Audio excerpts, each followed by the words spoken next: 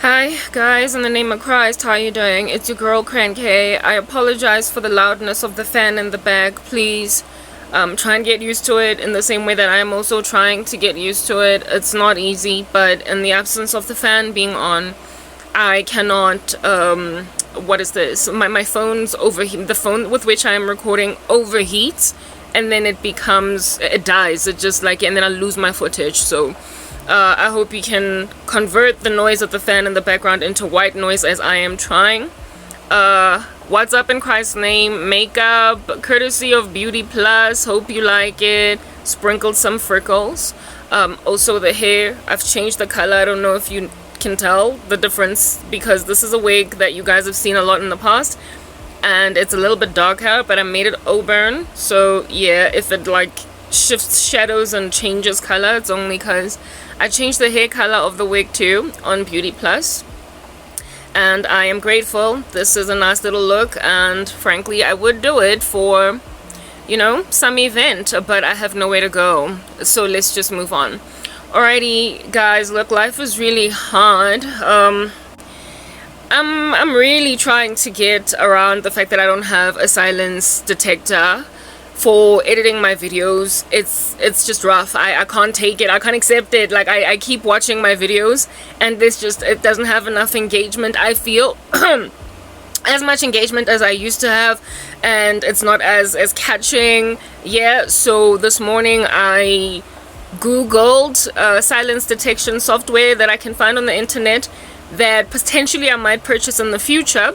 That is, you know, not gonna make my whole computer crash, and I'm still investigating that. And if I rock up having silence detection in my videos, you know I have succeeded to find something. I discovered that CapCut, for whatever reason, I don't know why, because CapCut is ByteDance, which belongs to China, but they don't sell Pro in South Africa, so I cannot one day in the future, when I happen upon the money, which I will, because that's what God does for me, even buy CapCut Pro, meaning that there's never going to be silence detection in my videos, in which case I will then never ever get to the level of engagement that I need. So I'm researching, and if I should come back tomorrow with a video that has got nice little silence detection, then you know sorry that I succeeded. If not, then I hope you guys don't find me that boring. I frankly find myself boring, but this is not even about trying to entertain anyway, because I'm trying to give the gospel. Listen, life is of course hard, but what's especially taxing is the fact that pursuit by darkness will always just like encircle you, even when you're going through literally way too much. Okay, I am so glad that I had to do 3-minute intervals, have to do 3-minute intervals because of the challenges that I'm facing with my phone, because it has enabled me to record on this application, and I really like the makeup. My acne, guys, is really just giving me such a hard time. It just keeps looking worse and worse, but you know, the Lord will have mercy on me. I am trying to get my life back. I have added onto myself, piled onto myself more work than I already have, because I'm probably trying to basically hedge and put my eggs in as many baskets as I possibly can. I currently upload on 4 YouTube videos for ministry. I upload on 4 YouTube videos, and then I upload on 1 YouTube video for fitness, and I upload on 1 Facebook page for ministry and 1 Facebook page for fitness. Facebook is a monster to upload on because I can only upload 1 video at a time.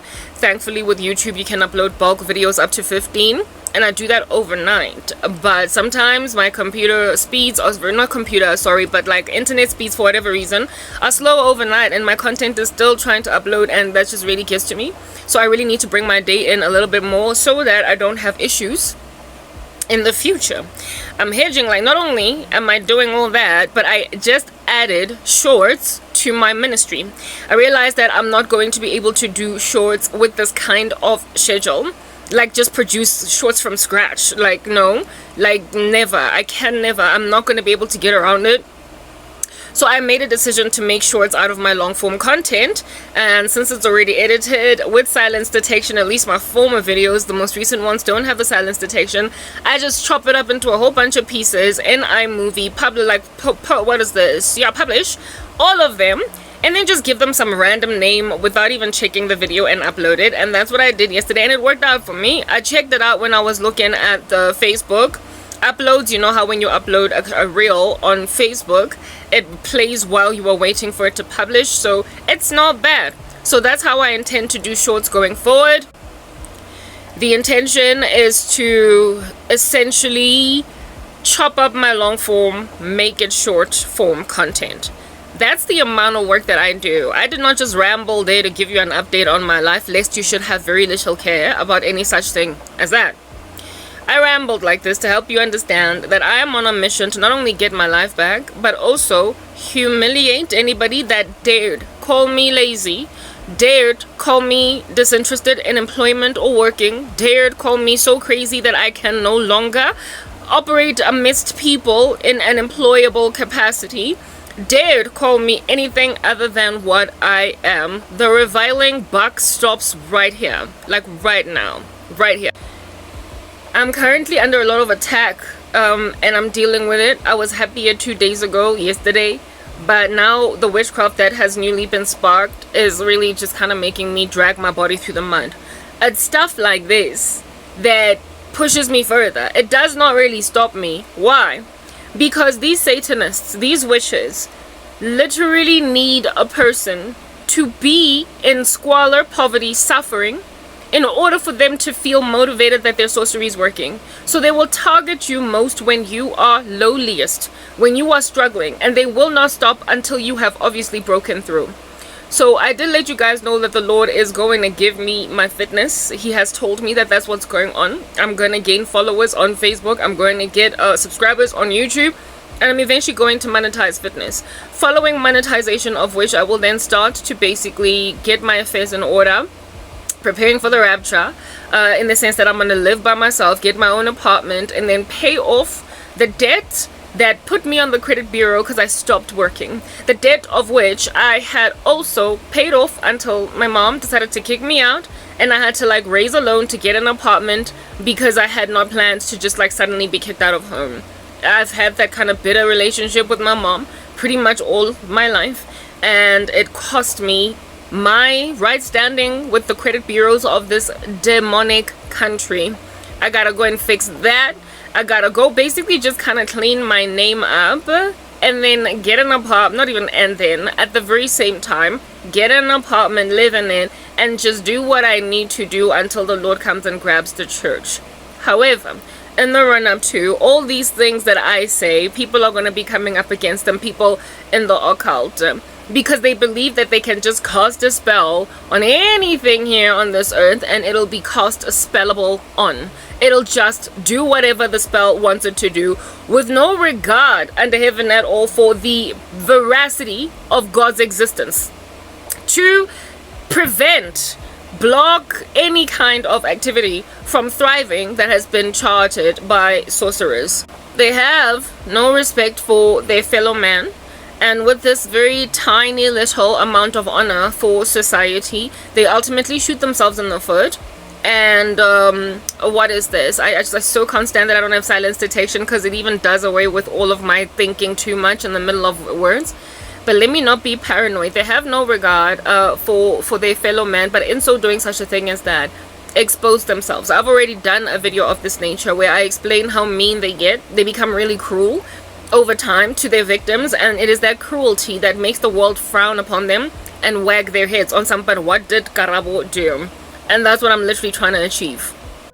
I am presently going out of my way to achieve a particular feat, and what that feat is basically just creating around myself an atmosphere of innocence. I am already innocent, but it must not only be clear that I'm innocent, but that I'm really trying very hard to not die. And the apathy, never mind the apathy, but the constant attack on my person, it will serve therefore in the end, in the long run, to humiliate them. That's what I am doing. I seek, like violently every single day, God's face for the violent embarrassment of everybody that's ever afflicted me. Now that we are at war, now that I've declared this war on them, I had declared it already very long ago, but now they realize that actually Gushubile, this is actually happening, right? They're gonna come at me, of course, and they're like incredible numbers, and they're going to keep casting spells on me, but I have a weapon that has helped me conquer depression, sorrow, sadness, suicide, ideation. It's called exercise. And ever since I went back to working out, I've never been the same. In other words, all that sorrow, that melancholy, and that macabre, that feeling of like foreboding, how forlorn I was, it's just gone. Like, it's gone. And even when I get days where I can tell I'm being demonically attacked, it does not get that bad. It never gets to the point where I come from. So essentially, the threat of suicide on my life, it's gone. Why? Because I work out. So therefore, what these people have recently started charging, from what Christ the King has shown a sister, and also I have felt it in my uncomfortable physique, in my uneasy bones, is the affliction of my workouts.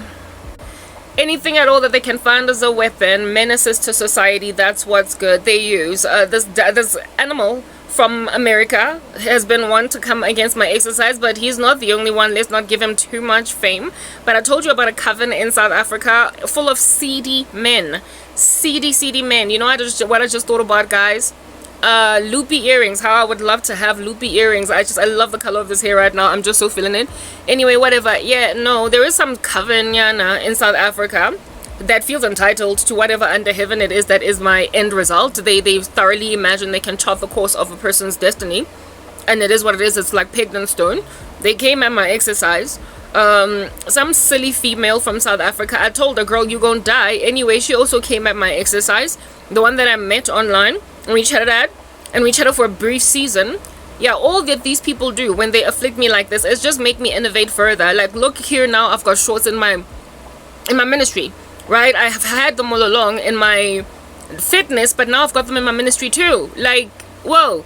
Like, I've never really slowed down. I don't know why they keep on trying to get me to slow down. I don't get it. All right. They've come at my fitness, you guys. So I felt it last night. Allow me to explain to you guys what in the world I was going through yesterday while I was working out. It was just treachery. That's what's good. So my body already hurts because I'm working out and I'm pushing myself, to grander heights. I really want to strengthen myself. I want to shorten the amount of time it took for me to tone my body, basically, as I did the first time. Thank God muscle memory is working out for me. I'm getting fitter and I'm getting stronger.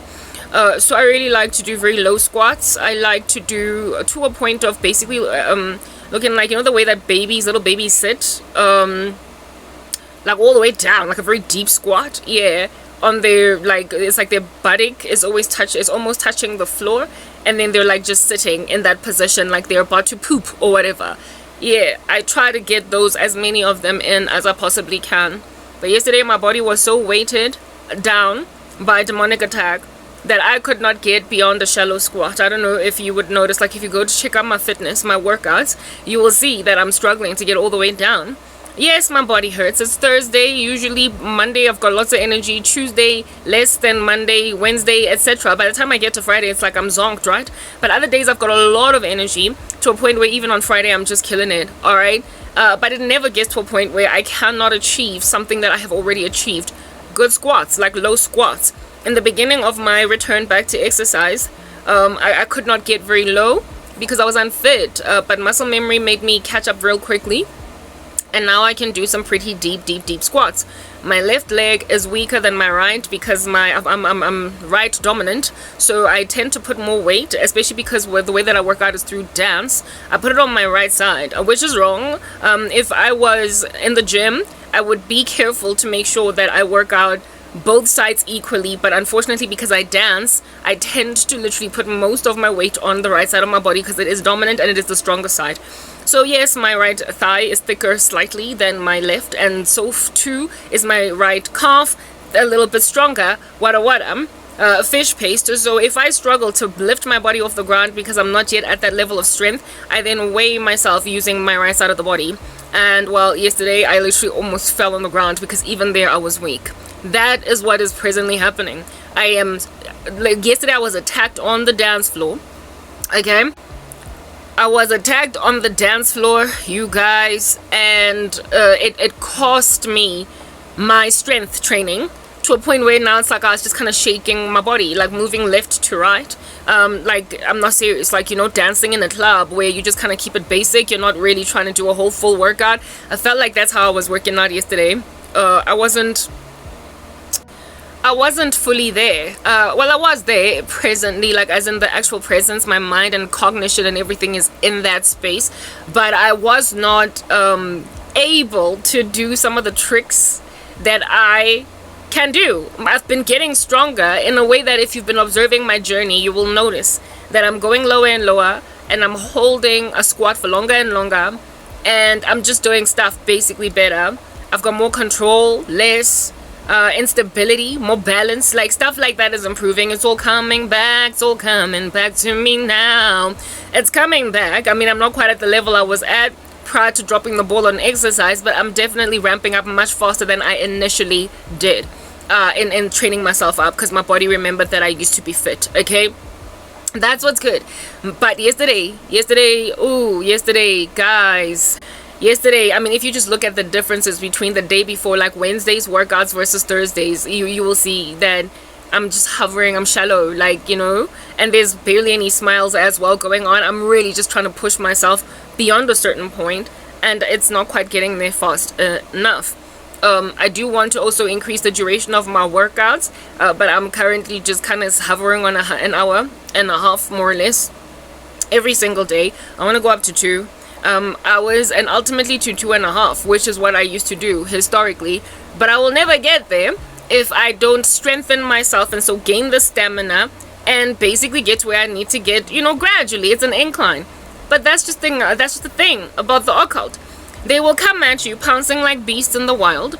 Grodd the gorilla from the show The Flash, or even King Shark, will literally be intravenously injecting some kind of like tiredom dust, fatigue dust in your bones, and it will wear you out. It actually, like that, like witchcraft actually works. But the Bible says that resist the devil and he will flee from you, so you have to strive and push past it. So for me yesterday, I wanted to stop working out perhaps after like an hour, perhaps after like 40 minutes, but I knew that I would be very uncomfortable, sad, I would be broken. I knew that I would wound up forlorn because of the lack of achievement that I would have felt from that issue that I was experiencing with my exercise. So I pushed, but by the time I got to the end, it's like, oh goodness gracious, like what? I did not enjoy myself. I tend to enjoy exercise, but yesterday I didn't enjoy myself. But I pushed to the end, even though it was very, very hard to get to that place. And it's not the first time that I've been attacked like this in my fitness.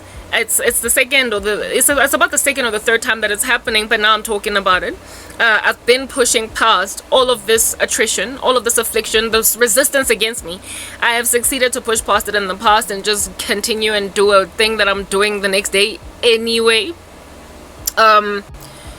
So just based on history alone, I knew that all I needed to do was just keep pushing and basically maintain my goal. The goal of which for me is I work out from a certain time to a certain time, and I record little videos. So 1 video per song. It's like a set type establishment thing for me, right? And by the time my exercise is done, I feel a sense of achievement if I have at a minimum got 20 videos. I have to at a minimum have maybe 18 to 20. All right, I know that I have dropped the ball if I've got like 16 videos or 17. And yesterday, at the time that I wanted to stop working out, I probably would have maybe even been sitting on maybe 13 or 14 sets. I don't eat 14 whole songs that I would have danced to and like incorporated all of my strength and my cardio in that whole thing. So I love dance because it's literally a combination of everything. It's like Pilates mixed with Zumba. I love it. Okay, yeah. So anyway, let's just move past that thing. The wicked, they can't help, like, can't nobody catch a break. That's what I'm trying to explain. They will come at anything and everything. They operate on nothing but jealousy. And I do not know, like yesterday after working out, right, like, okay, first of all, in the middle of exercise, first and foremost, in the middle of exercise, I saw my sneakers being red in color. Red I always associated, and this is just for me, right? not everybody feels like dreams this way. Whenever I see the color red in my dreams or my visions, it always represents witchcraft. And my sneakers were blood red. They were blood red. I had a vision of my sneakers being blood red. That was God showing me they're coming at your workouts. That's why you feel like this. You're not going to be feeling like this indefinitely. Resist the devil, he will flee from you, and you will regain your joy in exercise. So after working out, after pushing to the end, it was rough to get there. Though you might not see it on my face, however, if you are any kind of observant, you might notice that I am less agile, and also I'm falling apart a lot more, less balanced. I was less balanced, like a lot less smoothness between moves. Like when you get out of one dance move and into another, you got to make sure your feet are grounded type thing, so you don't look clumsy. I looked clumsy in very many parts, and that was because I was being afflicted, and I could tell that I was being afflicted. And oftentimes when I clumsily just fall apart, I stop and I start again from scratch, because I have a thing about perfection. I am trying to achieve a goal over here. Not only do I want to improve my dance, but I also want to improve my form. I want to improve my fitness. Everything I wanted to ramp up. I want everything to incline. So after exercising, then when I was finally done, it was like, shoo, I made it to the end. I had yesterday, unfortunately, reached only 17. I only did 17 sets. When I checked out my iPhone to see how many sets I did, it was only 17. So I had missed it by 3 sets because I was like slowed down type establishment thing. But let's just put this out there. Sometimes, however, I still manage to get the amount of exercise that I need to get in, and I only find this out when I'm doing my video edits, because the final cut is the one that tells me how long I actually worked out for, because there I take out the not silences, but the breaks in the middle. I take out the switching off my camera, switching it on, switching on, yeah, you get my point, the video, etc. Record, stop, record, all that jazz. I take that out and I reduce my video length to half the size by adding speed editor twice over, as well as changing the tone of the voice so as to not get slapped with copyright on YouTube. So you know how long I've worked out for if you just multiply the amount of time by 2. So I tend to gun for 45 minutes and up, okay? And when I'm sitting on anything under 45 minutes, minimum 40 minutes, I get all sad. I get all broken because I did not achieve my goal. I did not achieve my duration goal, because that's what's going to build my stamina. Do you understand what I'm saying?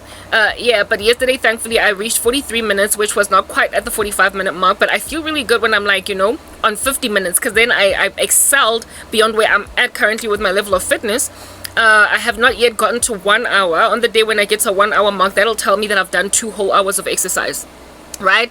On Monday I had done only 36 minutes or something, and I was like, why was it 36 minutes? The reason it was 36 is because I was so distracted by doing video edits in the background while also exercising, so it took away my exercise time. But I was not frustrated in and of myself by demonic attack on Monday. The thing that came in between my duration or my endurance was my own insistence on continuing to use Wondershare Filmora, which crashes my computer, and that happened in the middle of exercise. I got all frustrated, and so instead of working out, I was busy like hotlaring my computer type establishment thing. That's the only reason I was sitting on 36. But my workouts, you will notice, all of them are like about 40 minutes. They went from about 35 minutes the very beginning when I was still starting out. I was like sitting on the 30 minutes, 35, and now I'm sitting on 45. So when I increase by 10 minutes in the speed edited version, it is of course then 20 minutes in the stretched out version. Yeah, and right now minimum I gotta do at least 45, and I have been struggling to hit 45 this week. 45 minutes I've been struggling to hit it because of all of this affliction on my person. Not only am I struggling to hit 45 minutes, but I'm struggling to maintain the stamina. I'm struggling to maintain the strength. There's the low, hard knock, deep squats where I'm basically on the floor now. I am struggling to do that because of demonic attack. And for me, it's like, whoa, where is your sense of achievement? You who can only ever come up against people's anything that way. Where is that? Like, when do you ever get to work, witches? When do you ever get to exercise? When do you ever hit the gym? Like, if you're so busy mixing up herbs in a cauldron, when do you ever get to do anything for you? Like that, what? So after like literally dragging my body through exercise yesterday, okay, last night, after just barely scraping through, the complete product, after when I was done now, I'm sorry for the speech lag. This thing every so often will have a speech lag because the phone is hot, but there's a fan in the background. Hopefully I don't lose my footage, etc. Anyway, whatever. Yeah, when I was done and I was basically just kind of dragging myself now through, just to now go to the shower and do everything that you would do after exercising. All I could think about was, you steal wishes. Like, you steal. What you do, I know that I have them watching me, that they monitor my content, they watch what I do, and then they go back to the drawing board and cast spells. Okay, look, the audio is going to be fine, guys, even though the what is the visual, I've got a speech lag, so just please ignore it for this 3-minute interval. Hopefully the next 3 minutes there won't be a speech lag. Okay, all I could think about was witches. You come against people's careers, and in my particular case right now, people are coming up against what is this, my fitness, to wear me out, like, just, it's like inject some kind of fatigue tranquilizing dust in my exercise to slow me down.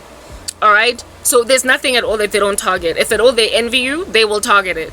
My thing with that is, once then, if at all a person is not like Arabo and they are a spiritual warrior, where they hold on by prayer and supplication and resistance to God until they pierce through on the other side. When they're not like Arabo but they give up, they basically throw in the towel because they think it's them. They think that they can't do it. They think that they're losing their strength. They think that they're losing their stamina. They think that they can't push anymore. They probably believe that this funny little fatigue in their body is them. When then they throw in the towel, and so their dreams of becoming a gymnast are gone. The dreams of becoming an Olympic swimmer are gone. Because you're so jealous that all you could do was high school swimming, when rather your friend ended up being given a scholarship to go and swim at a university, and so therefore could potentially qualify even for the nation, for the International Olympics. When you are that envious of your girl, and then you bewitch her so that she can't train properly, you bewitch her so that she cannot swim the laps, get her time. When you do all that, and in and of yourself you're a swimmer, so you also want to achieve great success. When then you bring your unfortunate friend down to your level, where now they're just somebody that was a has-been with great fame in the swimming pool in high school, but they did not quite make it to university swimming, and so therefore become literally a pro athlete. When then you pride yourself in having done that to your friend, and both of y'all now are just mediocre randos. Both of you are just gathering dust, doing 9-to-5 jobs when you were supposed to be entire, like, Olympic swimmers. Where does that leave you? I mean, the thing is, you know that your friend failed. There's still a speech lag here, guys. I'm sorry, okay? You know that your friend failed because you manipulated her outcomes. Whereas when you fail in life, it's because you actually genuinely suck. So when then you elevate yourself above somebody that has true, genuine skill and talent above you, where is your sense of achievement? I would like to know. Because frankly, I mean, in using Vele Vele exercise, right? When I get started, because I really love to dance, I don't feel like it's exercise, so it's not hard to get started in the first place, right? But if, for instance, I was doing some rote, mundane, very boring exercise, which back in the day I used to try, and it fell apart, that's why now all I can do is dance. I've tried the whole gym thing. I've tried the whole Pilates class thing. I've tried the whole treadmill, bicycling machine, circuit training thing. And it was just, oh goodness, whoa. What? It was a drag, right? It was a real drag for me, especially considering I hadn't gotten myself accustomed to working out. I wasn't fit. I was trying to get fit. And I was never a gym bunny in high school, anything of that nature, so I wanted to become one. When I was in Corpus, Africa in my mid-20s, I tried. I even went to go and see a dietitian and everything, because I wanted to lose weight and yeah, all that jazz. Type establishment thing, and the roteness of the exercise was just getting on the stepper, getting on the cycling machine, doing those stretches and Pilates. It was, oh goodness, like just a drag. Do you understand? It was a violent drag.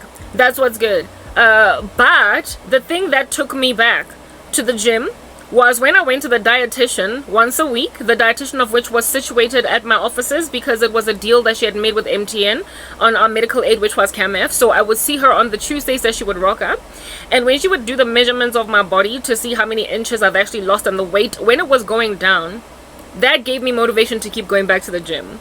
That gave me motivation to keep pushing. I had a sense of achievement. So even though I couldn't stand the workouts, even though I found it very rote, very mundane, very boring, I was often very shy at the circuit training, didn't know what I was doing, didn't know how to operate the machinery and all that jazz, the results evidenced that I wasn't wasting time. coupled with the fact that people actually noticed that I was slimming down. My boyfriend noticed, my friends noticed, but the first person to notice, of course, was the dietitian, because she will see even the smallest little inch of a reduction in your thigh, right?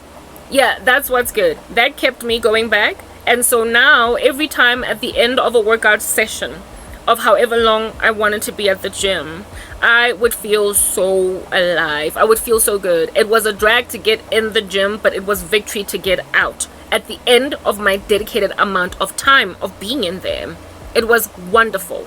Okay? Long story short, what I'm trying to get at here is that when you work at something and then it produces results, there is an actual release of some kind of chemical in the body that makes you feel like a bag of chips and all that. Do you understand? It makes you feel excellent. It can improve your day quite significantly. To know that you have passed an exam, that you studied for 10 days crunching, doing nothing but that, passing up on the parties, and now you've gotten 89%. It gives you a jubilant flair. It just makes you feel like you've arrived. You out here in these streets bopping all day, looking at everybody on some check me out, I am the academic of note, because I passed with flying colors after burning the midnight oil for a whole decade. Okay? Yeah. There is a sense of achievement, which is you literally rob yourselves of that euphoria. You rob yourselves of those dopamine fixes of checking the results at school, going down the list of student names, finding yours, going then to the mark and seeing an excellent pass even above other students above you and below you. There is something about achieving. There is something about actually working for what it is that you eventually acquire. Something that when you have trained for very many hours and then you get the job, you get the placement, you pass the audition, when you become the one that is chosen because you put in the time, nothing beats that feeling. Nothing beats that feeling. Come and tell me today if I'm lying. Nothing. So since you kick people out the way that you might be the one to get ahead, and using the example then, for instance, of the student at the university who is the A student that's always passing above everybody, she's always number one up top, she's the one with all of the accolades. When you make sure that she gets some strange disease and is sick all year, so she's not there to study for this particular academic year, and then you get bumped up to number one, where is your achievement? Where is it? Because you're pretty aware that young Tessa or young Karabo, or young Pinky or Reneilwe would have slayed you if they did not catch a strange disease because you did not want them in your way anymore. You moved them out. There is no sense of achievement. You know, deep down inside, from like the beginning to the end of your thoughts, that there is someone better than you, that you knocked out of the way. How can you ever be confident in that state? How? When you are aware that there was someone better, when you comprehend that, you will always be passive aggressive, uncomfortable, and hate everybody else in the room that rocks up and potentially has the same level of talent as the person that you kicked out the way. So you become basically a criminal for life now. You become a criminal for life now, and there's no real honor in you. And everybody that is good at anything at all that they do will always intimidate you. However, the thing that gives you confidence to know that I got this is consistently passing above everybody in the room, no matter how hard they try. The thing that makes you feel like you're the champion, the thing that makes you feel really good about yourself, is consistently knocking down other dominoes from the hard work that you put in. And every time in any new sporting field, anytime in any new battlefield, anytime in any new exam session, anytime, you always come out number one. When you're that girl that's always coming out number one, no matter what new entrants into this competition come, that's when you know that you're good. That's when you know that you're good. And then when you come number two, you look at that person on some, all my life I've been like killing it, and now finally somebody did beat me, and then you honor them. You give them respect on some, give credit where it's due, because no one has been able to defeat me for 10 years until you rocked up. That is honest competition. And that is also honest success. When I was working at MTN, for instance, there was this one Indian guy that cast a spell on my career because I was growing really quickly. He was a senior business analyst. I was a project/program manager, so we were not even in the same league. Nonetheless, he wanted to be the one that's seen by all the executives and flying like a bird. I once had this dream of him basically being very angry at me, having locked me in some kind of a wardrobe, a closet, on some "you gotta go, otherwise I'm not gonna get seen." I do wonder what's going on with him today. I really do. Because he will always have at the top of his mind, what would have happened to my career if Karabo was never sabotaged? If I never sabotaged Karabo, would I be where I'm at? Would I be honored like this? Would people be looking at me like this? And I'm pretty certain that I wasn't the last person he did this to. Because when you operate that way, when you play dirty like that, you will literally try to knock out of the way everybody that makes you uncomfortable. So Karabo is definitely not his last victim. Neither do I imagine I was ever his first. So since you have got no sense of achievement then, Wishes, no true sense of achievement, how under heaven are you coping today? Especially in marriage. Goodness, the marriages are the ones that get me the most. Imichato, those are the ones that get me the most. Because when you korobela your way into a woman's life, when you bewitch a woman into your space, when you bewitch a ring on a woman's finger, okay? How the heck do you go to the mall and shop for groceries with your wife and not want to stab to death, shoot perhaps even a mass shooting in that mall, every brother that looks at her? How in the world are you not so insecure to a point of violence against your women? That's just the thing. You're not. You're not. You're not.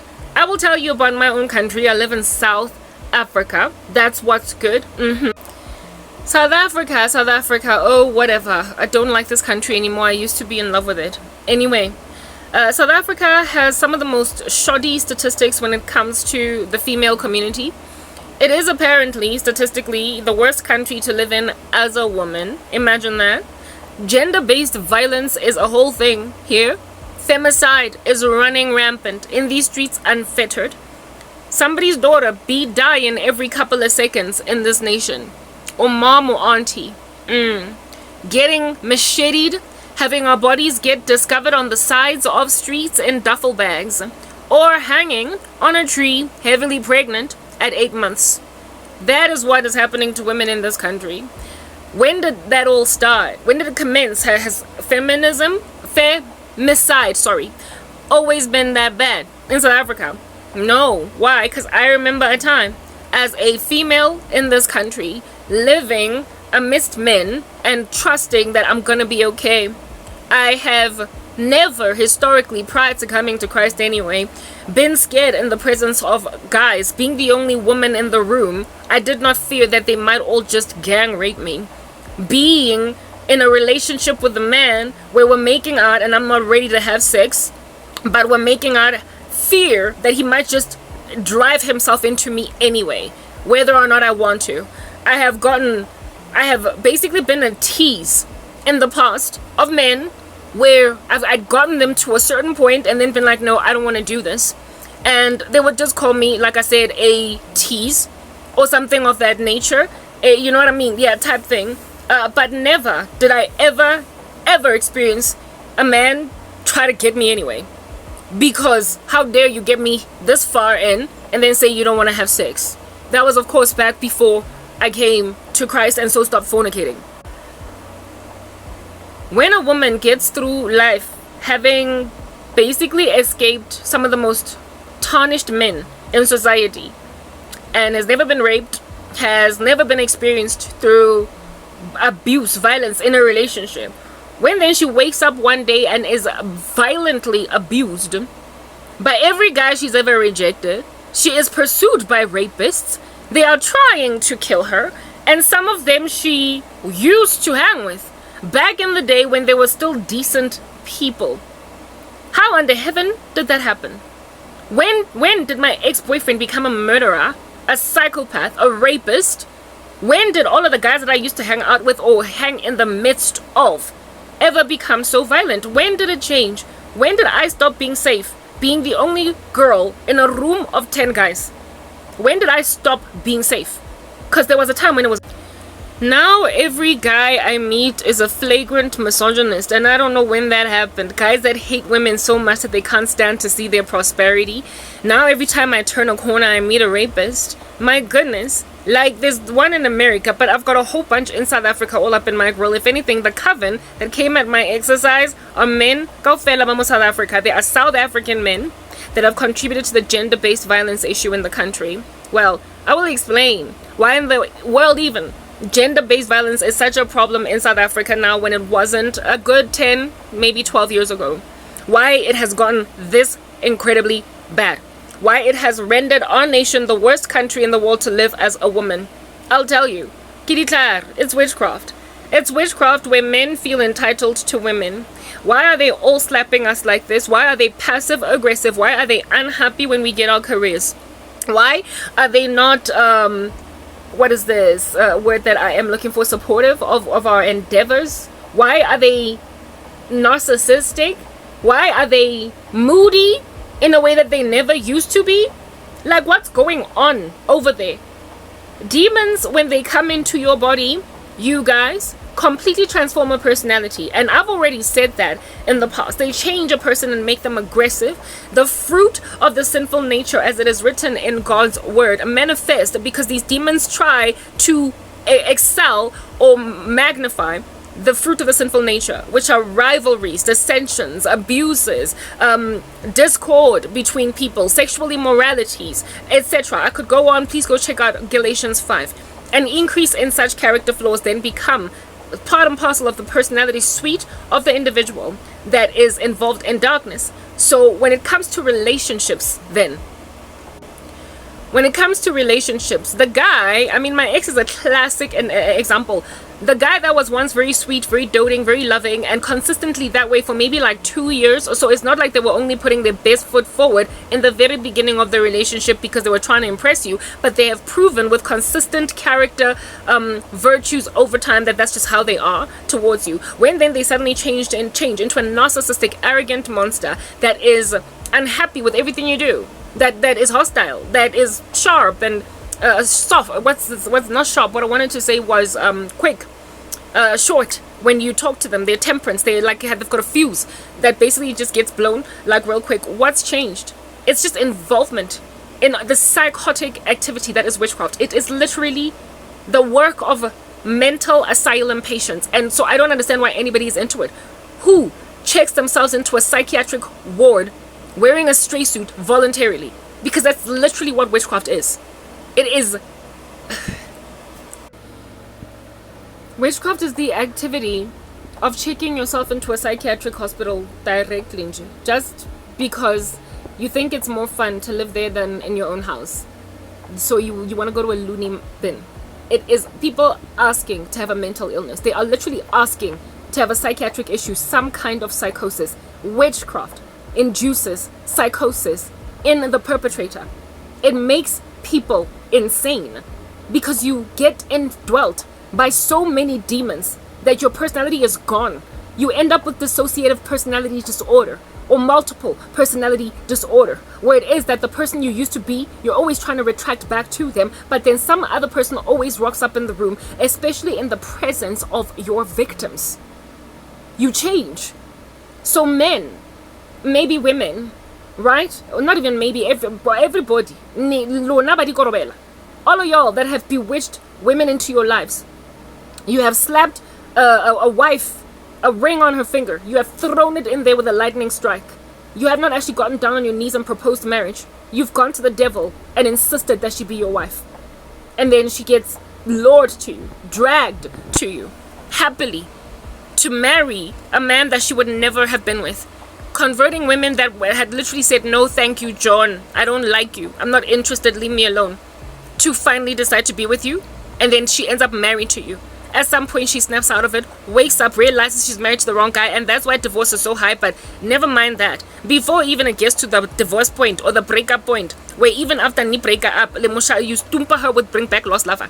Even after you break up, you slap her with, you will live in a casket. You then slap her with death curses. But even before things get there, what in the world happens in a relationship where you have not wooed a woman into your life, and so you know that you conquered literally every man on the left and on the right of her to win her? That she chose you out of all the buggers that were literally all up in her hair. Everybody that was trying to pursue her, she wanted none of them but chose you. When you know that that is not true of you, how the heck do you react to that then? The level of insecurity in a man that has like bagged a woman using korobela is so lofty that inevitably passive aggression comes into the room, a lack of support, a violent streak, a mean streak, underestimation, down talking to her, trying to make her feel small because you feel small, given that you know that out of a room of 10 guys, it's highly likely that if you had not manipulated events, she would not have chosen you. That's the kind of stuff then, therefore, that gets men slapping women, that gets men shoving women, that gets men putting bullets in women's heads, that gets men killing women because they are breaking up with them. That is the kind of stuff that it makes you obsessed. The demons make you feel like you have possessed her. She is your property. And when then she walks out, you tell yourself that, look, like a take-a-lot package, I bought you. And so until I have depleted this product and thrown the containers in the dustbin, it's going nowhere. Ke phasela ya gago now. And so when then your take-a-lot package that you bought online walks out, you think it's audacious. You probably think it has a nerve. And so you slap it with, never mind, bring back lost lover, but no one will ever love you. You will die. You slap her with death curses. If those fail, you come up against every relationship she will enter in. My ex-boyfriend, yo, guys, came up against every last man that would ever love me. Told me that you're my take-a-lot package. And since you don't want Karabo to come back, lost lover, nobody else will ever love you. And now 12 years down the line, that woman is still single after breaking up with him. Now that is what God has done, because I am his child. I'm covered by him. However, imagine if I had gone back to that lost lover since he brought me back. Imagine if I had actually responded to my ex's bring back lost lover. What would be of me today?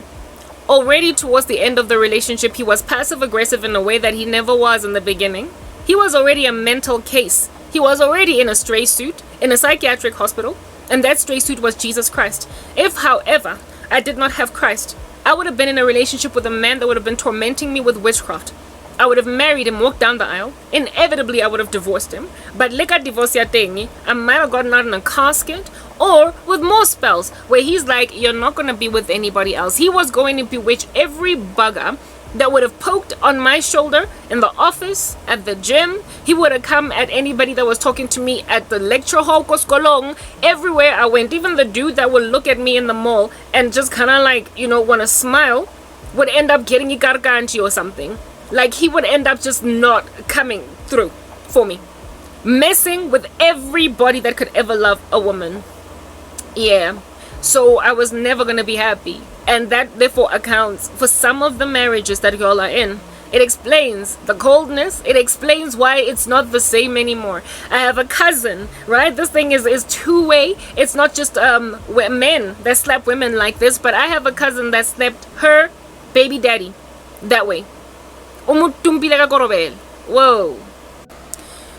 This dude did not want to marry her. He was already kind of tired with her by the time that they had their first child. And the reason this was the case was because her virtue left a lot to be desired. Alright, she had cheated on him in the past. She had really broken him. She cheated on him in the past with a guy that was his friend.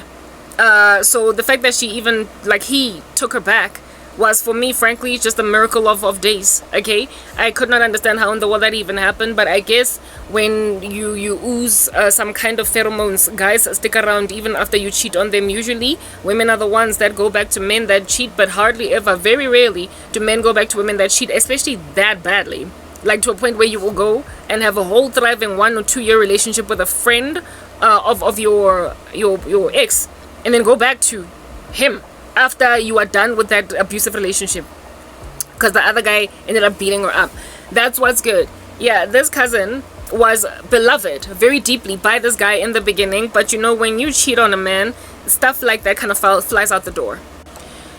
When you cheat on a man, no longer is that swagger that you held in his heart as effervescent, is no longer that strong. The guy is no longer feeling you that much. So by the time they were like couple of years into their relationship and they had a child. Now this guy was like not even trying to marry that. He like literally did not propose marriage because he was not sure he wanted to be with her. I knew these things because my ex-boyfriend and him were friends, and they would gossip, and my ex would come and tell me, and I didn't tell this cousin of mine what was being spoken. So this guy did not want to marry my cousin. He didn't want her. She was a placeholder. He wanted to get out. If anything, the thing that was keeping him around was the baby.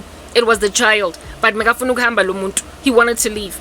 Next thing, couple of years down the line, during my persecution, I find out that they got married. A whole traditional thing. I don't know if they ever did the white wedding. I was like, oh, maybe they recovered. Maybe they recovered, until God was like, recovered what, for who, for any.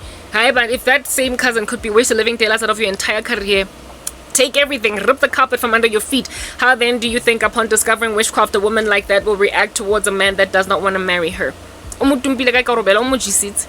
She went and pulled a spell on her husband, on her boyfriend at the time, to marry her.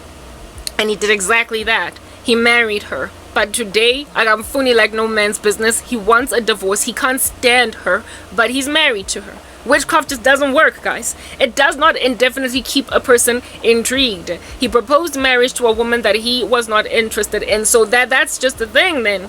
When you're sitting in relationships where you would not have been the first choice, you have to deal with the fact that you are a failure, and a most abysmal one. There is no sense of achievement. None. You were not chosen, and so because you are not chosen to be the one who wins the pageant, when then you manipulate the results to be the beauty queen of the week, honey, you're not the beauty queen. And ultimately, the one who was in a position to choose the beauty queen is going to spot that they made a mistake, and upon making that observation, will then try to correct the circumstance. But because now you are so used to witchcraft that you bewitch everything, including the staying power of things in your life, now you are going to go and reduce yourself to bring back lost love. No one else will ever love you. Kill them all type sorcery. My ex-boyfriend, for instance, was busy with me throughout our relationship. Not throughout, about 2 years into our relationship, that's when he started manipulating me with sorcery type establishment thing.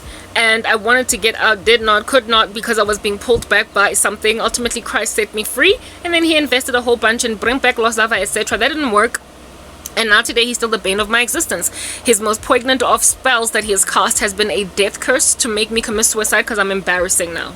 I told you guys that my whole ultimate goal is to embarrass these witches with what it is that they started, because it becomes clear over time that they are demonic. It becomes clear over time that they are satanic. It becomes overt to everybody that something nasty and ominous has happened over there. And so the suspicion of society then embarrasses the living daylights out of them. That is my mission. But not before I ask that very question, which is it enough to just get everything you want even though it does not want you?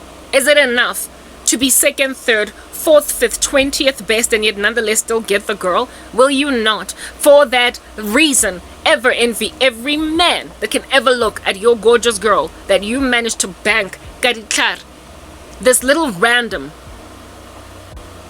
Wako America, this American fool? Yes, like it. If I had been blind all the way up until I married him, Yara, I would never have caught a break. I was never going to get complimented by my own husband.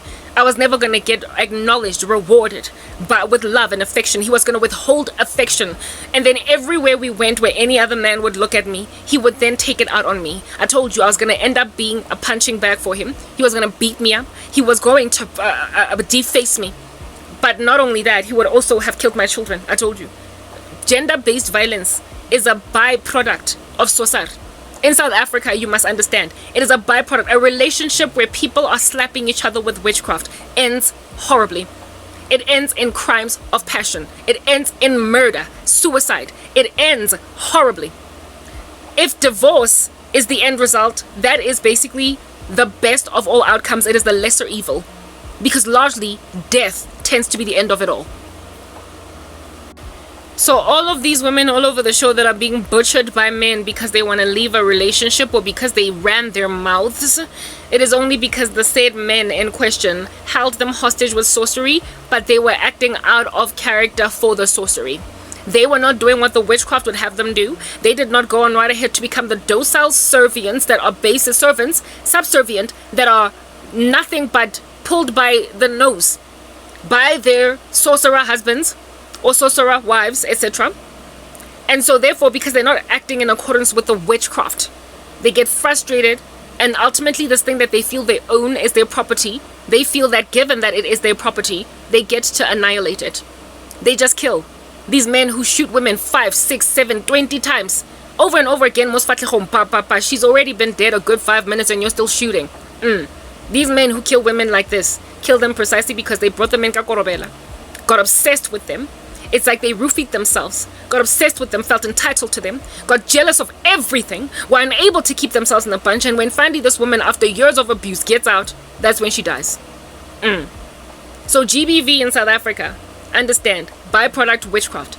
Witchcraft begets violence. It's that basic. It begets violence. No good can come from it. The entitlement that people feel over entire human beings to a point of a lack of freedom, looseness, they can't move their feet left or right. Feeling that you can chart the course of a person's destiny, where now you're going to make like God and make like a puppeteer and put somebody on strings and tell them you're going to go left, you're going to go right, you're going to go up and down, you're going to turn this particular corner, and you're not going to go beyond the T, you're not going to go beyond a particular distance. They hook up a linear regression constraint set for people within which they can operate. They tell you you will live in this box, and when you live outside of it, when you basically don't act like a zombie, when you don't act like a robot or a puppet on a string, they feel irritated by your lack of obedience to their sorcery, and that's what begets violence. Do you understand? So the GBV in South Africa is entirely, you can take it back and suture it to the adoration by South Africans of Tagati. La Loyana, you just want to get anything you want, Lime Kakwen. You want to get the wife you want, the best girl in the school, even though Agafunwena at first, next thing she's married to you. She's gonna want to be with the guy that she originally had a crush on, and when then she goes to be with that guy, that's when you're gonna put a whole live round in her skull. I am currently being sacrificed, or at least attempted sacrifice, it's not gonna work, by some filthy animal in America, because for 5 seconds I responded to his roofies. His little spiritual, like demonic woza juju. I snapped out of it. The Lord snapped me out of it. If anything, I would not have even capitulated to that if I was in my right mind, in the sense that I was not suffering so much to a point of settling. When then I was like, no. When then I was finally like, no, we're not doing this. I'm sorry. Ew. You don't even suit me. You're not in my league. What was I doing? What was I doing? He was like, like literally he laughed at me. And he went on right ahead to pick up some of the most prolific spells I've ever seen in my entire tenure as a Christian. And I'm still fighting him to this day. Penduluming between love spell, death curse, love spell, death curse, love, like on and off, on and off, on and off. He is a terrorist in my life because he is now with a deep psychosis. They develop a psychosis. They ask for a stray suit on the day they dabble with voodoo. On the day they dabble with uptagating, ngamatambo. On the day you dabble with witchcraft, you ask for a mental illness. And this guy is now a goner. He is a mental ward case. Do you understand? Telling himself that it is still possible for us to be together. To this day, since telling himself that it's either me or nothing. You will live in a casket if you leave me, but hey, you get to live if you are with me. A man that thoroughly thinks that it is feasible to be with a woman that wants nothing to do with him. Violence was begotten in that man's bones by mere virtue of the fact that he was already just kind of a criminal, and then over and above it he piled on demons onto himself by loving witchcraft. Tanduptaga Tinji. You are using the devil's weapons in order to get stuff in your life. You're getting jobs that way. You're getting houses that way. You're getting careers. I mentioned careers, husbands, wives that way. Those of you who get jobs this way, how under heaven are you faring exactly in your 9-to-5 jobs or your entrepreneurial pursuits when you look at the competition's landscape around you? Are you not insecure? Of course you are. And in your insecurity, what are you doing? Knocking everybody around you with witchcraft. You are the office terrorist. Do you understand what I'm saying? When you are a witch, you are the office terrorist. You keep on bombing the new business analyst that starts, boo, you shoot it down. The new project manager, boo, you shoot it down. The new financial modeler, boo, you shoot it down. The new whatever, even call center agent, I suga, boo. That could be competition for you, you knock them out. So you are literally a corporate terrorist. You are a terrorist in your organization. You are a terrorist in your niche. If you're an entrepreneur within the field that you operate, you're a terrorist against other upcoming businesses that are similar to yours. So on that day, you are also therefore a terrorist against the country because you're thwarting its economy, because other entrants into the market, you are the barrier to entry for them. You're a terrorist. The Lord the other day compared witchcraft to the bubonic plague, the way that it spread so heavily as a judgment in, I believe, the 13th century, or is it the 14th century, right? Yeah, the bubonic plague that killed millions of people, and at the time the earth did not even have that many people, so that was a big number. In Europe, it spread like wildfire, killing people with no cure. That's what God showed me. That's what the Lord showed me that witchcraft is like. The scale of destruction is not even at the, like, it's not even like mild. Okay, that wasn't mild. What COVID wasn't mild. I'm not trying to downplay what COVID did to people. It really did hurt people, right? But like the scale of the bubonic plague, for instance, that was huge. The numbers of people that just kept dropping like a tissue, we all fall down, was gargantuan. And from what God compares the epidemic of witchcraft on the ground right now to the bubonic plague. The number of people that it is laying to the ground, the way that it kills so many people, so many couples ending up in murder-suicide because of it. Like entitlement, it is an entitlement. Feeling like there's something shiny in the wilderness, a genie in the bottle, and you just keep on rubbing it to get everything. And when then people resist you, when people resist being bewitched, when they resist the thing you're insisting that they end up being, you kill them, you destroy them. And that's what's happening to me. I have become a necessary evil for witches. My death is a necessary evil for them because they don't want to be humiliated. Bubonic plague, just spreading. So granted that that's exactly what's going on here. Where is the achievement when upon looking around you have created a dystopian South Africa? It no longer looks anything like what it used to look like. The office is not the same anymore. The field, the sporting field is not the same anymore. The academic halls are no longer the same. Like nothing is the same. There is just an eerie silence or a weird zombie-like atmosphere. Something in the air does not quite add up. There is not enough oxygen in the room. Everybody is about to asphyxiate, you can tell, but you still think that you've arrived because you got the husband and the children, even though the children grew in the womb of a woman that did not want you at first. And now she's thoroughly thinking with her 4th pregnancy of divorcing you after the baby is born. And that's when you're going to kill her, that baby, and all the other 3 kids. That's witchcraft for you. That's the end result of witches. You get a psychosis where another would have never killed a fly will kill your whole family and then turn the gun on yourself. That's what witchcraft achieves. So why do people feel as if though they have held a genie in a bottle that will give them their wildest dreams when all it does is create a dystopia around them, a nightmarish existence? All you are conduits for satanic spirits. You are just charged to do the bidding of the devil to a point where you have literally spread a plague all throughout your country, all throughout your city, and all throughout your town. Therefore, these rampant buffoons in this occult secret society that wore me out to a point of struggling to exercise yesterday, all I could think about after working out, because I finally achieved my goal, I got to the end and I felt good because I put in the time. Yeah, I was like, that's all they have. All I could think about, and after working out, despite how hard it was it's all they have. It's all they have. They don't have any real success, any real achievements, any real love, just a pseudo love, a pseudo achievement that was manipulated, manufactured in some kind of a vacuum, the vacuous space of which is ill representative of true society or the true color of the talent in society. Therefore, for those reasons, they are failures in the worst way. They don't have anything real. And the lack of realness is exactly what wears them out and causes them, therefore, to envy everybody around them.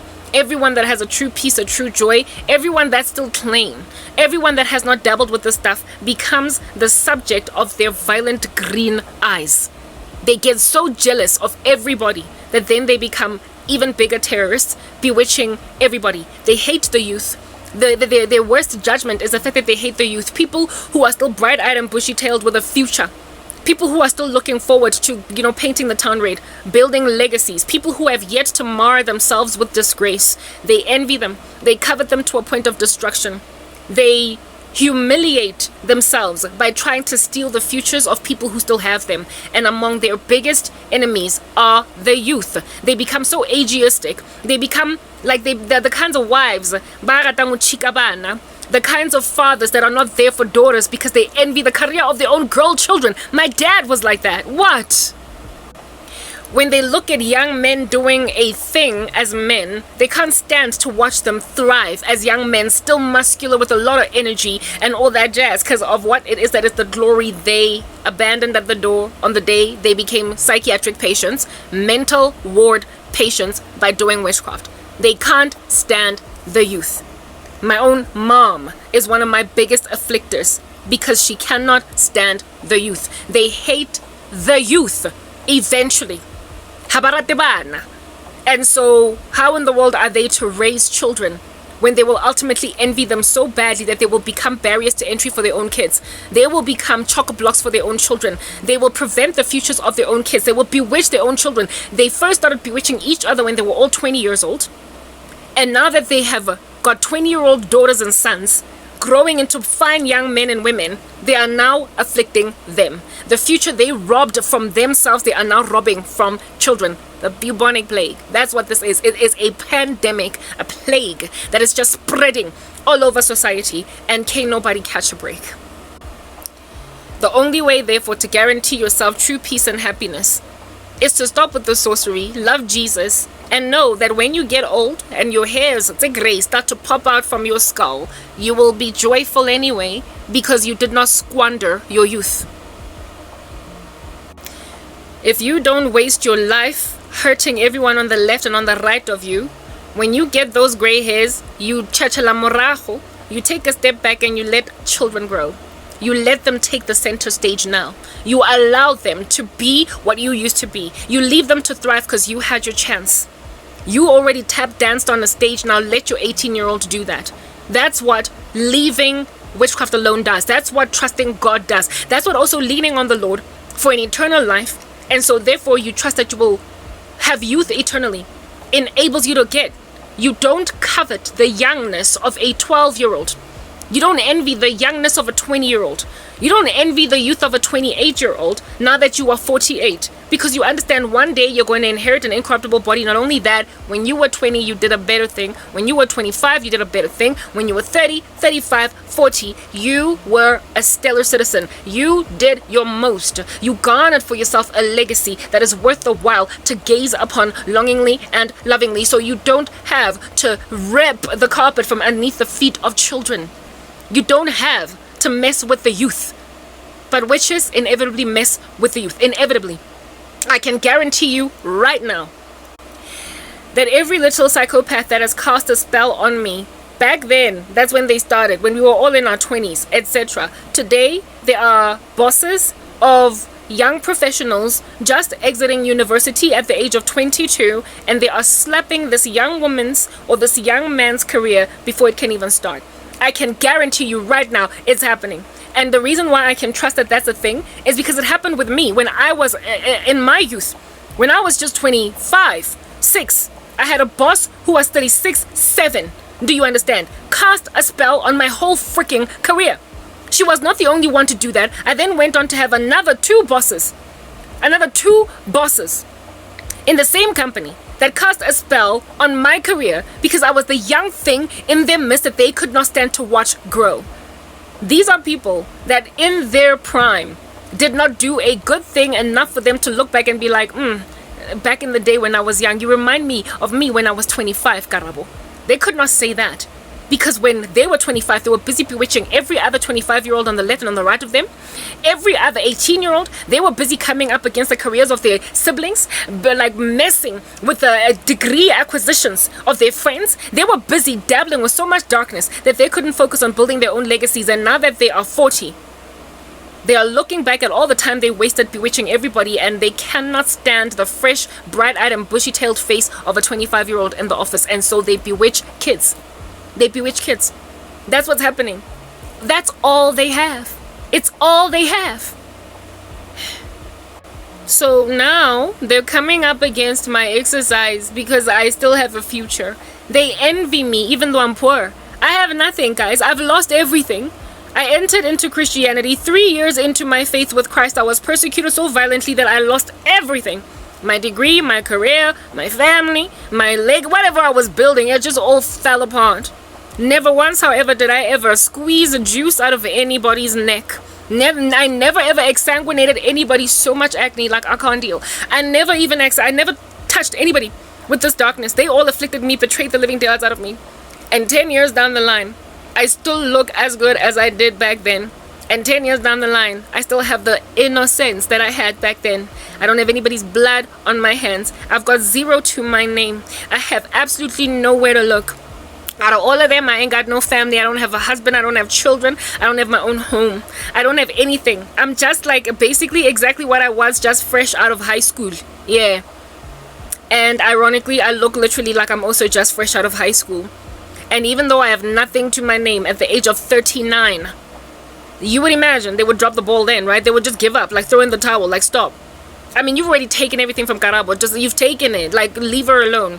They're still casting spells. They're still throwing stones. They're still hurting me. What is the thing that makes them afflict people? The innocence. The innocence. The thing that is your virtue, your purity.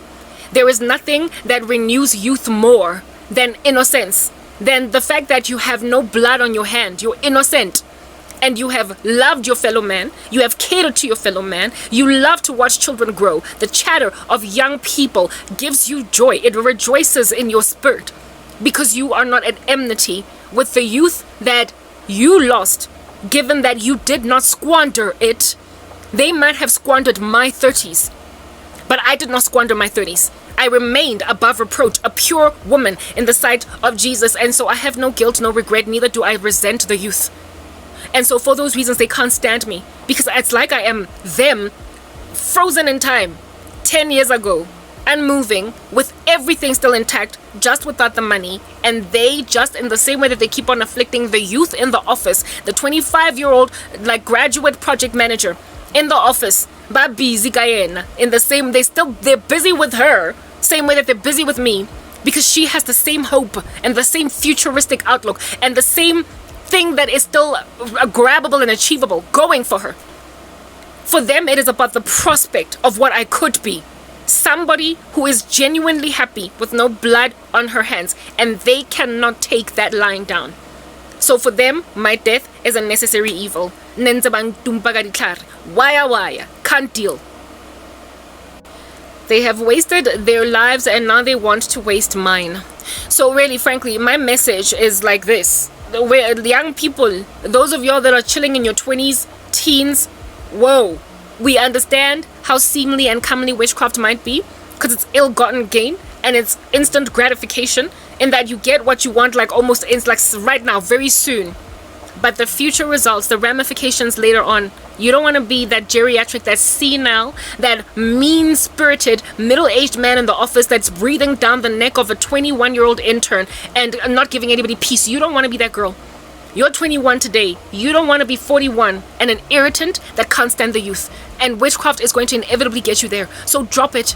Drop it. Stop sabotaging your girls' careers. Stop sabotaging your boyfriend. Stop forcing him to marry you with Korobela. If he doesn't want to marry you, move on. There's more where they came from. One man's trash is another man's treasure. Like proper.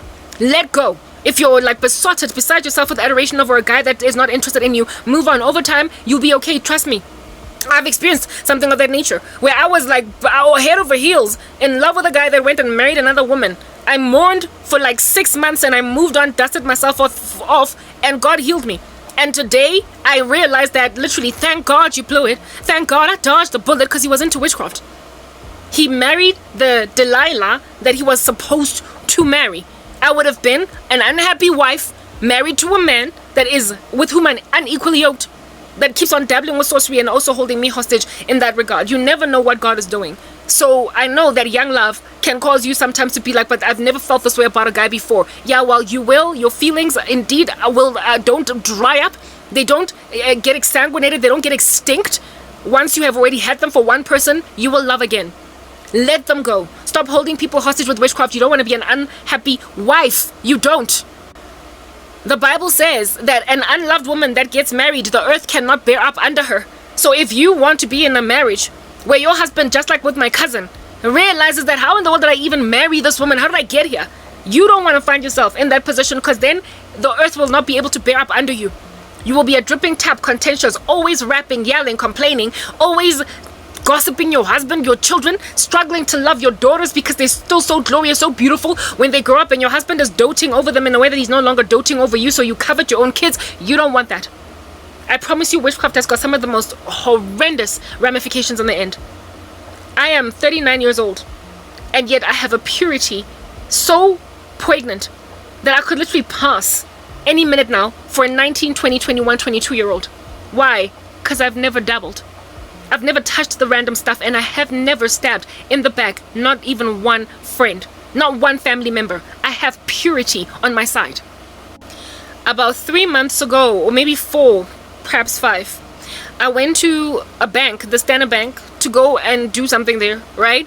And the guy that was helping me along, upon seeing my ID number, shocked out of his mind, was like, my goodness, I did not expect to see this birth date. You look 19. He said I looked 19. And in and of myself, I was surprised on some, okay, I was expecting maybe 25, 27, but 19, goodness, you're pushing it right now, but that's how young I look. Why? Yes, it might have everything to do with genes. Yes, it might have a lot to do with the fact that I'm black, but largely, it is everything to do with purity. Youthfulness is of the Lord. What is that scripture? God says that when a person honors him, he will renew their youth like the dew of the morning or something. He will renew your youngness, your young days, like the dew of the morning. Purity in Christ gives you a song in your heart, and it also gives you regeneration, renewal. If you allow yourself to fall into darkness, dabbling in the kingdom of darkness, that who or he who steals, kills, and destroys will age you prematurely. He will make sure that you are married to a man that does not love you sufficiently, and so the earth will not be able to bear up under you. You will struggle to love your own children. You will resent the young women in the office, or anybody at all that is, still happy. You will hate happy women in marriages. You will hate single women as a married woman, because you will covet their singlehood now that you're married. Like, there are so many complications in being involved in darkness. You just cannot be happy. Everything in life is a milestone. Look at it this way. For instance, with marriage, right? When you're still young, on the come up, you long to get married. And whenever your girl rocks up and says that I'm engaged, you get slightly jealous because you wish you were engaged. The other day, I went to the Pick n Pay, and because I wear this ring, it's a Jesus ring wed to Christ, right? This ring on my finger. One of the tellers there, the lady working the counter type thing, was like, "Ooh, you must be so excited to be engaged, Nay. It must be so much fun." I did not bother to correct and say I'm not married, blah blah. It was a long story. But basically, that young woman, who could have been like 20 or something, right? The teller at the Checkers, could have been 20 years old, covets the prospect of being married to a point where she's seeing another woman with a ring on her finger, was like, "Ooh, it is so exciting to be engaged. What does it feel like?" Yeah, that's how you feel when you're on the come up. You covet proposals, engagements, and even married life type thing. And then once you do get married, next thing, all of a sudden, tables change, and they turn, and you start to envy, years into your marriage, single women. You start to envy their singlehood for whatever reason. It's just a lack of contentment. The Bible says godliness with contentment is great gain. All these milestones that we achieve on earth are coveted. All these milestones that we achieve on earth are coveted by one demographic versus another for a myriad of reasons. The young women covet marriage. Once they're in it, they covet singlehood. No contentment at all. When you are a teenager, you covet being grown up.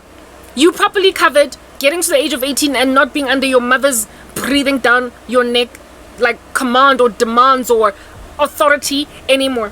When you're in high school, you covet university students. You get my point. However, when you then get to your 20s, you then covet the youth and the freedom, just throwing your legs on the floor, on the couch, on the chair of teenagers. The fact that they have no bills to pay and all that jazz. Like, you never really know what under heaven you want. Every milestone on earth is worth the while to pursue with every might in your body and occupy.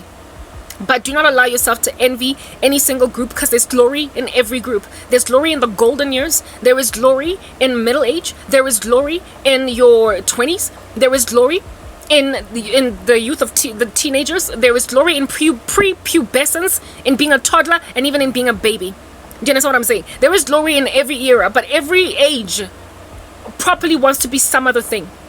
And contentment in Christ is what helps you be easily a baby, tranquilly a preteen, with just relaxation, a teenager, hanging out in a hammock, a 20-something-year-old, headed into your 30s.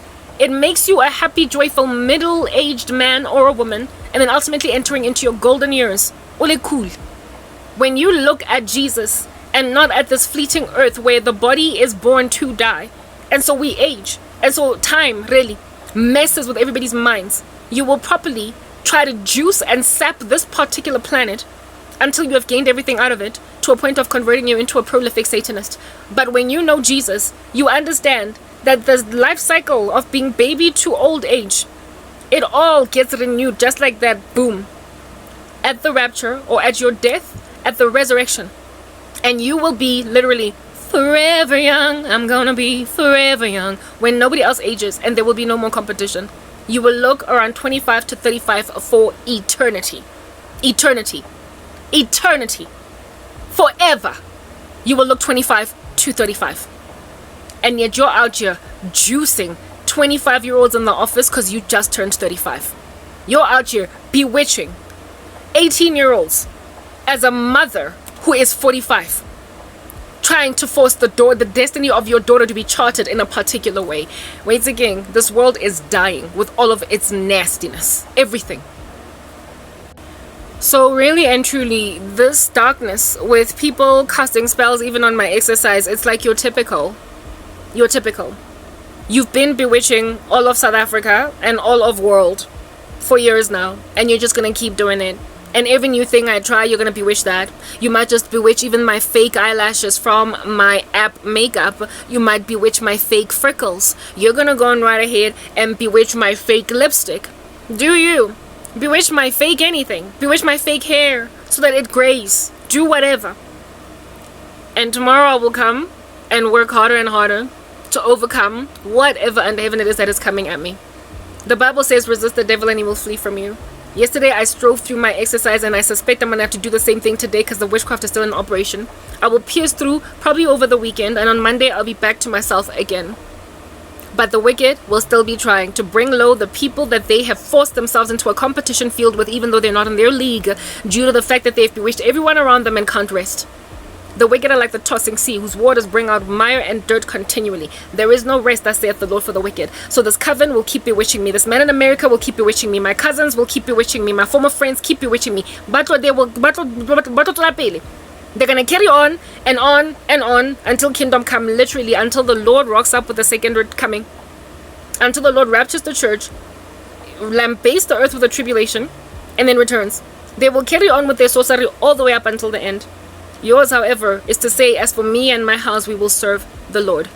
Strive and push, and you will be fine on the other side. Therein lies there's a speech lag now. I don't know what just happened there, but it's okay. I'm almost done anyway. Just push and push and push, just as I am pushing. You came against my workouts to a point where I can't do a full squat. I might be able to do one today, or I might be able to do one on Monday. Bottom line is, you have not taken anything from me. You have only taken everything from yourself. The devil has stolen, the devil has killed, and the devil has destroyed. He has deceived you into accommodating a substandard, lackluster life. These people have destroyed their lives thinking that they have destroyed other people's lives. They've literally shattered their own lives thinking they're destroying other people's lives. So keep bewitching my everything, and all I will do is continue to innovate. Now my ministry has grown with shorts. Let's see what's going to happen next time you cast a spell on me. I'm looking for software to edit silences out of my videos so as to be engaging again. When I find that, are you going to come up against that too? I don't know. But really, frankly, I dare you to keep on trying. Bottom line is, Jesus is the only way. And as for witches, there's another chance for you. You can have a better life. You don't have to be a bitter mom. You don't have to be a bitter husband. You don't have to be a bitter anything. Repent, give your life to Christ. Let him make you a new creation so you won't be such a menace to society. I'm signing out in Christ's name, Kwenke. I hope you've been edified. Bye. Mwah.